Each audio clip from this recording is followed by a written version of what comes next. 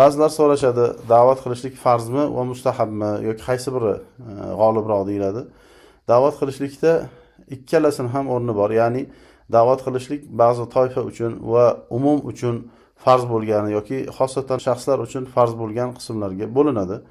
Agar odamlar orasida boshqalarni Alloh taoloning diniga da'vat qilishlik bilan shug'ullanadiganlar bo'lsa, boshqalardan o'sha farzligi tushadi. Bu farzi kifoya deyiladi. Hamma xotib bo'lishi, hamma olim bo'lishligi, hamma zo'r da'vatchi bo'lishligi shart emas. Lekin hamma yaxshi musulmon bo'lishligi shart.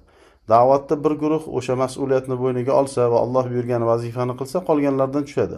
Va aslan odamlarning hammasini qudrati bunga yetmaydi ham.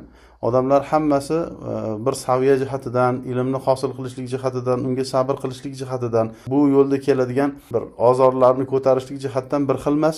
Shuning uchun shunga quvvat yetadiganlarni Alloh taolo shunga muvaffaq qiladi va ular shu da'vat bilan shug'ullanishadi.